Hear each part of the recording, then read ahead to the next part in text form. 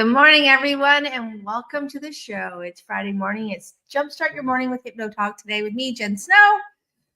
And apparently I'm playing on both sides here. I was,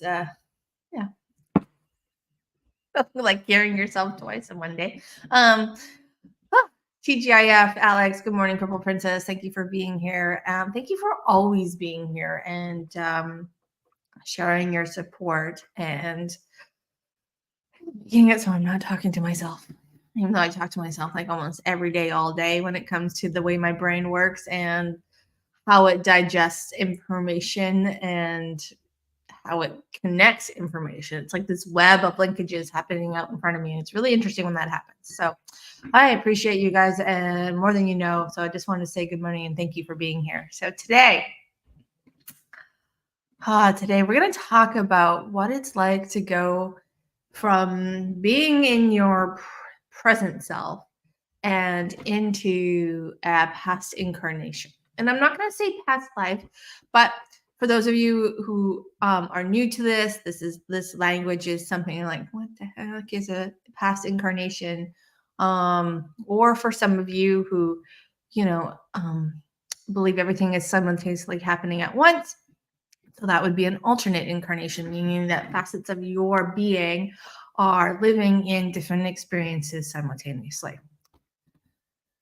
Which, you know what? I'm not going to say that's not a possibility. But because we are linear, we think of time as linear. So it could be a past life. It could be an alternate universe, multiverse, playing existence. So, when they talk about light beings, that we're not alone. In my experience with hypnosis and hypnotherapy and soul regression sessions, I can definitely confirm that the amount of data that has come through my chair or my screen, depending on if you come in person or do it online, because I do in-person and online sessions. And I know that I actually might be a rare breed in the coaching hypnosis world when it comes to still doing in-person sessions. It's something that kind of in 2016 started to shift as the world did. And then 2020, everything shifted. However, I kept doing in-person sessions because I just needed to at that time. And I wasn't willing to play the game per se. And it is important when it comes to, determining whether you are an in-person or online person. Really does matter what you believe will best work for you. For that, it's the secret to it all.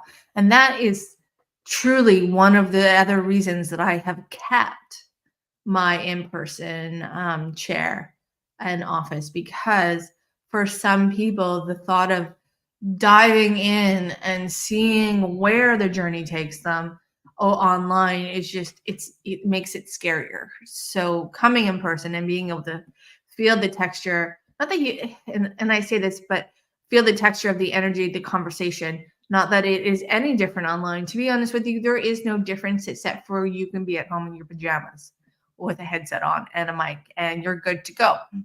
And because of my energy training and the amount of energy work that I have done in my mediumship, it is most likely that you will feel me sitting beside you anyhow, because I project my energy into the room to help support and encourage and, guide you along the way while we're doing hypnosis. I do a lot of energy work with you, on you, for you, with your guides, to make sure as we go through this process. And when I talk about your physical, mental, emotional, and whole energy field, we are literally touching on all aspects, so that when you make these changes are across the board in your cellular, light body, physical body, vibrational body, mental body, emotional body. And it's just something that has always been natural to me. I never even thought about it, to be honest with you, that this was unique or that it was something that not people don't normally do. And I knew from the beginning, from day 3, that I was going to incorporate the things that I had, the techniques and the tools and the sensitivities that I had into this. I just didn't at the time know how. And it took surrendering to it to really see how the universe was going to help this flow and redefine it and connect it and watch it like blossom. So I had no idea. Honestly, I had no idea in the beginning how that was going to work. And at the time, I was really not good at surrendering into the process. Not gonna lie. I had no interest in going, okay, I'm listening. If anything, I was at that point in my life where I was on the cusp of learning the process of surrendering into the synchronicities and discovering that if I, in my everyday consciousness, stopped interrupting or getting in the way, that perhaps maybe the journey could be a little less bumpy or chaotic. Doesn't mean I don't try to input my own, you know, my own self into things. But yeah, in that time, I was definitely not there in the sense of practicing that. I understood it. I understood the theory of it.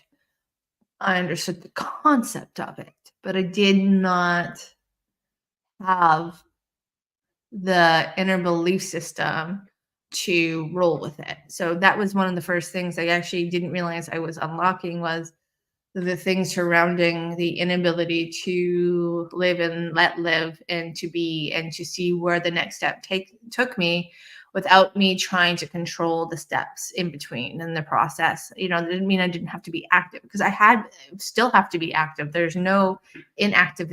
You're never inactive.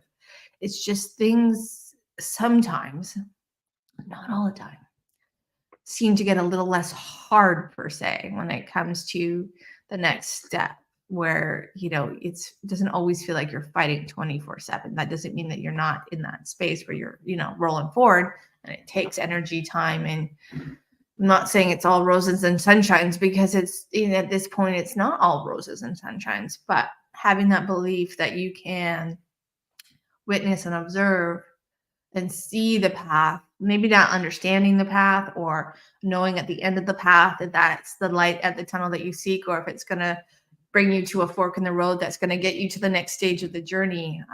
And my recovery of sight was actually what taught me to let go of the expectations of when and how and if.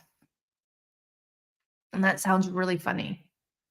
My recovery of my physical health never had a due date on it. And I went to put a due date on it once and realized that that was going to set me up for a personal emotional failure. And that would be something that interrupted my capacity to see and observe the path and be on the path without the need to control or dictate the path that I was walking and the route that I was taking to potentially reach the goals that I was working towards. And so, but I never had a belief system that it wasn't possible. If anything, that belief system that it was possible was probably the most prominent belief system. And this worked for me. However, for those of you who have really concrete belief systems that potentially aren't working towards you reaching your desired goals, one of the things that you may want to look into is what does that belief system mean to you and how does it affect you? And how does it dictate the way that you perceive the journey and see the journey and feel the journey and move with the journey? Because it can go back and forth and it can get you, keep you on track, or it can kind of, in some ways, the old belief systems that don't line up with where your desired goal is taking you and your outcome is taking you. Resolving that belief system can make a big difference in opening the next doorway into the next part of your path that gets you into the synchronicities and kind of removes the fog that you might be experiencing. So that is something to remember as you go through this, that checking in with your belief systems and how they support and encourage you and how they might be potentially holding you back a bit. And then determining whether you want to shift that belief system and how you'd like to redefine it and reframe it can be a big journey, but a journey that might just help you get where you want to go next, the next step, the next fork in the road kind of thing. that helps you move closer and closer to achieving your short-term, long-term, midterm kind of goals. So, and belief systems, they are big and they are impactful and they leave a deep, deep rooted impression depending on how they're coaching you and how they tie into the story and the narrative that you are working with. So, um, and sometimes those belief systems do not exist from this experience, this incarnation. Sometimes they are from past incarnations or alternate universes. And so when you follow them, you end up in a journey far beyond what you could ever imagine. And this is the thing about when we do the regression, soul regression work is if you are open to the process. Now, I don't tend to attract clients that aren't open to the experience. And I say that I don't say they all believe in it. Not saying that, but in my practice, I have only had one person that didn't believe in past lives, didn't believe in alternate incarnations, which is perfectly fine. I don't tend to attract those belief systems because I am so open to the possibility, and my experiences have showed me that there is some form of truth. Do I understand the whole truth? I don't know. I don't know if in this lifetime I ever truly will understand the whole truth until I'm in my light body and the conscious mind. The human mind is kind of like at bay. However, I definitely feel that there's more out there in the world and that it isn't necessarily how we perceive it to be based on what I've seen in my chair. And so I've had lots of people travel beyond a human experience. And I've had people integrate as animals or as light beings from another dimension, another universe, another planet, and the way they work through things. And it's not always, and it's funny because there's not always the human emotion tied to these incarnations and these experiences. So navigating that is it's such an interesting and unique thing. So what is it like to travel? For me, traveling comes naturally. I've been astroplaning all of my life to the point when I was 9 years old. I would have told you straight up that I was in Hawaii. Like, I actually woke up thinking I was in Hawaii, and I was like very disappointed when my every reality kicked in and I was in my bedroom. I think it was the first time on Christmas morning that I was totally discombobulated and not like up running for, my stocking. Because for those of you who know, my stocking is my favorite thing in the whole world. Yeah, I just love my stocking. My pops gave it to me when I was first born, and I've had the same stocking, which is over 5 feet tall, my entire life. And it has been repaired once or twice because you know what? I am unnaturally attached to that stocking. Unnaturally attached to that stocking. Like, I now live in Vernon, and I will come home. Like, I not that I wouldn't come home, but I will totally come home because my mom won't give up my stocking. So, there is something about Christmas. I don't need anything else in the world, but I need my stocking. It's a thing, and so. But that day, I could smell the textures. I could feel the sand beneath my feet. I was in the water. It was just so real. It was almost too real to the point, like I said, I woke up and I didn't know where I was. And it was a bit like jarring to realize that I was in my bedroom and it was not, 25, 30 degrees. It was snowing outside. But in those couple moments, if you had questioned me about where I was, I would have fought you to my last breath to tell you I was in Hawaii. And at the time, I didn't understand what was happening. It happened quite a bit where I would feel myself traveling. A lot of times it scared me because I didn't understand it.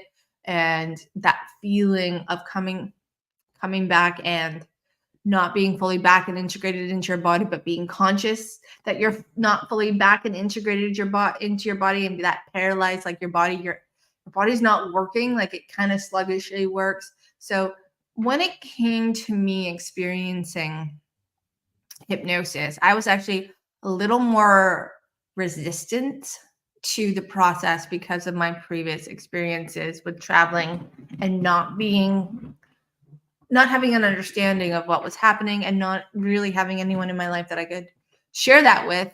So it was just something that would happen and I was uncomfortable. And so I tried to avoid it. So in class, the first time I went to an alternate past life, it took me a little bit. And it was like being in space, being in my subconscious mind, being in that place where I could hear the sounds around my everyday life. Yet I didn't really care about them. Like they were there, but I could hear the I won't say kids, but the people in my class whispering, their people shuffling and stuff. And I could feel the anticipation because I was the first one in the chair. That was the demoing this process as we were learning this process. And the next thing, I went from being aware of that present surroundings to all of a sudden, like, we're not in Kansas anymore. But my first instinct was to reach for the information. And I realized that in reaching for the information was getting further away. And luckily, our instructor was the one guiding me, and she kind of noticed my breath and pattern change. And so kind of helped keep guiding me back into the scene. My first life was very visual. I could see the texture, feel the texture of the ground, and I did see it through my eyes. But there was what felt like a long pause between being in my present self and traveling through to this, we'll call it the filing cabinet of this life. And it was just kind of like darkness in a way. Like there was no color, there was nothing in between. It was just this comfortable void-like space where I wasn't in my body, but I wasn't, anywhere else. I was just kind of floating and drifting. Now, after doing so much of this work, I'm literally, if I'm meant to go into a past life, as people start guiding me into the trance space, I've already moved and I'm just there. Like it goes from here to there is now almost as fast as you can snap or say 5, 4, 3, 2, 1. However, that is not the case for everybody. So some of the things that my clients have shared with me that they have experienced, some clients get a spinning as they travel. And that spinning is them moving across the boundaries of time and space.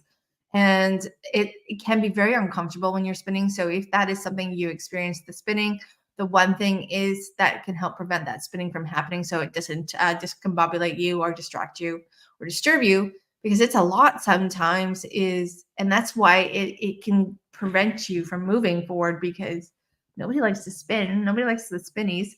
And is just connecting into your grounding cord and feeling that cord there to really steady and create a sturdiness and a structure to you moving to the past life.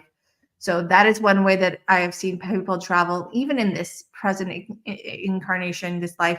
They've traveled back to their childhood and they spin the whole time because it's like being in a time warp. And it takes a little bit for your physical body to get used to the process, get used to the experience of being connected, but being unconnected in a way, and allowing your energetic body to leave your physical body to go in and access what it needs to access to resolve what you're looking to resolve and release and clear and unwind. So I've had other people that walk down a tunnel. They walk through the tunnel, and that tunnel kind of leads them into the cloud where they kind of like float down into the life. I've had people when they're traveling end up in like something that they would refer to kind of as watching TV, a space. I only ever had one person kind of describe it as a movie theater kind of thing, but they were a movie buff. So that was a familiar space for them. So it made it safe for them to go through that past life as if they were watching it.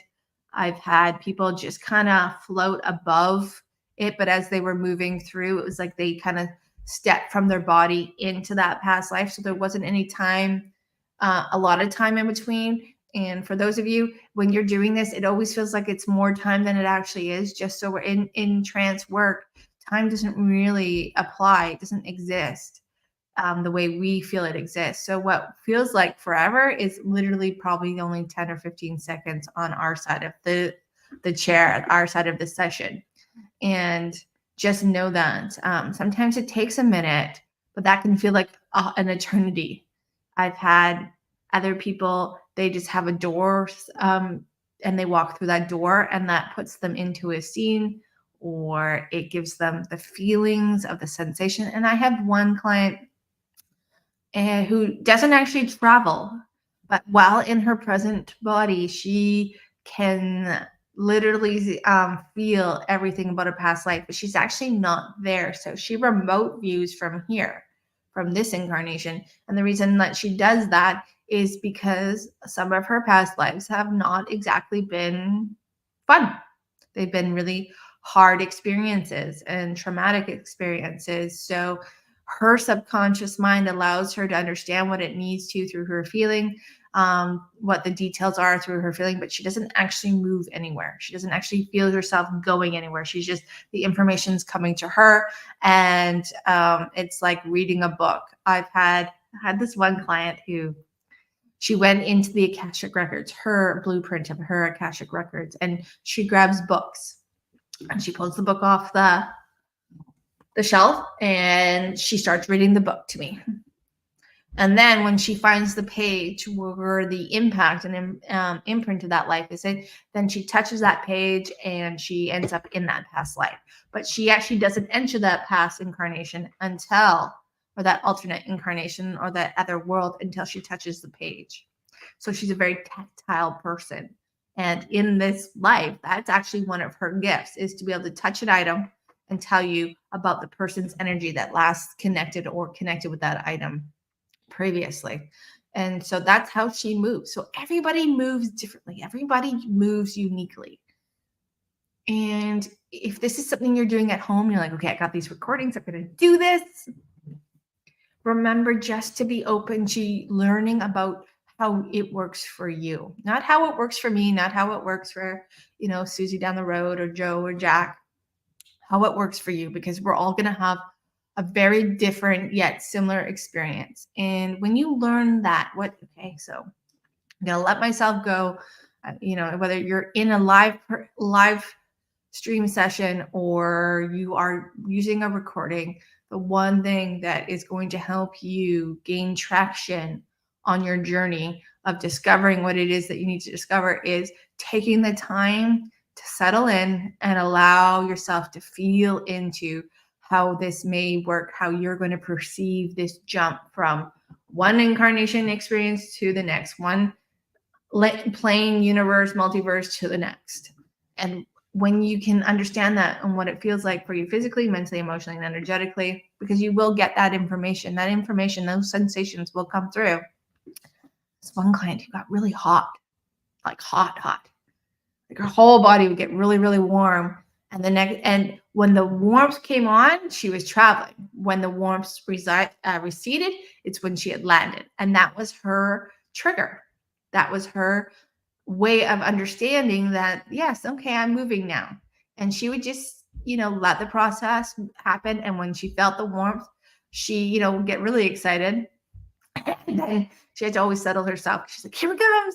But also the warmth was so intense. And she just learned that was her way of her subconscious saying, we are moving now. So here we go, be prepared. And she would, she was always okay. The other trick about learning to travel is giving yourself permission to do so.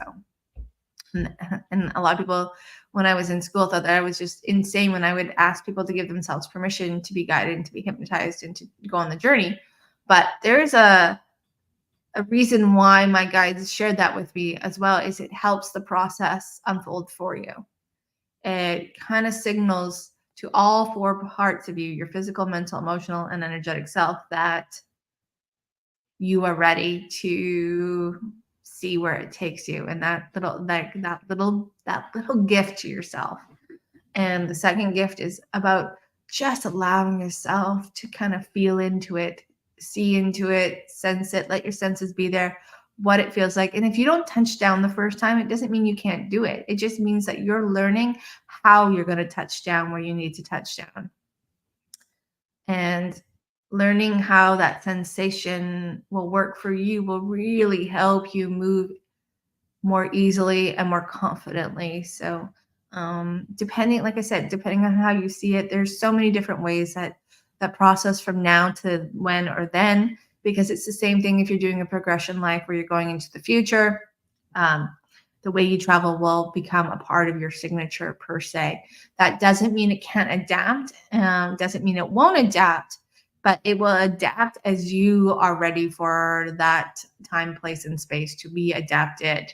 So it will work with you so that you are comfortable in that process. And like I said, I at first had a lot of resistance to it, and I was like, I remember feeling this when I was young, and I don't want to. And even now, I still have that point when I sleep and I travel so far beyond that I actually wake up. My body physically wakes up before I am back in my body, and it's like, oh, a little paralyzed here. And I have actually learned to teach myself not to panic in those moments, because I know that in a moment or two, which feels like forever, I'll be back fully in my body and integrated, and things will be fine. But that unwinding that panic has made a big difference, because now, especially when doing my own regression sessions, I just move instantly. Like I see or I feel. I don't always see. Sometimes I feel, sometimes I just know, sometimes I understand, sometimes I have been in the limbo area, because that was where I was meant to be, and in the void and limbo space. Sometimes there's something you need to do in the limbo area that helps you move to the next step of that journey. So don't discredit every place that you go if you are beginning to experience this and travel down this road. Sometimes it happens in steps, and those steps are perfect for you. So sometimes it's, one big step. Sometimes it's small steps that get you to your desired destination. So just giving yourself some patience and some kindness, that this process, trance is a natural state. We're just, deepening it, we're strengthening it, and we're guiding it. But it is a state that you are in every day. Everybody experiences this. What you choose to do with that experience and that space and place is totally and completely up to you. So that is what it's like to, some ideas of what it's like to travel as you do regression sessions. And I just wanted to share with you, because I know I felt this way when I was, and I was lucky because I did have somebody in school that I could, we could talk about our journeys, and the details of our journeys, which was new for me in school. But sometimes we think that we're doing it wrong when we're actually just doing it right, because we don't know any different, and we don't have that person that we can confide in or kind of bounce ideas off of. So if you are going through a journey and you're like, I don't know, like, is this how it's supposed to be? Most likely that's how it's supposed to be for you right now. And if there's something stalling you from reaching and imprinting through, then maybe ask, maybe sit down with and then kind of dive into what could potentially be stalling you, and clearing that and releasing that, so that the next time you decide to dive into a soul regression session, that wall or that block or that belief system isn't standing in the way, and doing its job. It thinks it's doing a great job. It's protecting you, right? It's doing something that it believes is positive for you, that's going to help. But sometimes we have to clear out the old to step through the new and make space for the new. And that allows us to expand our inner understanding of and wisdom of ourselves, and who we have been, who we are, and how all the facets of our experiences can help create a deep sense of oneness within ourselves. So, all right, guys, thank you so much for your time. I hope that you have a wonderful weekend and a happy Friday. For those of you who are new to the channel and you like this content, you got to hit that subscribe button for me, that like button, and that bell, so that you know when we go live. We talk. This is Hypno Talk, and we have morning conversations. We have meditations. We do a lot on this show to kind of help the process become a little bit easier as you discover your flow of learning and traveling and creating space to unlock your potential. So thank you for your time and space and energy. I super appreciate it. We will not be live next Wednesday, but I will find a week, probably like a Thursday show or something, to make up for the Wednesday, just because I will be flying in the air back to Verdun, because it's that time of year. You have a glorious weekend too, Alex, and enjoy, guys. Enjoy, and happy travels. And we will talk soon. Cheers. Do, do, do.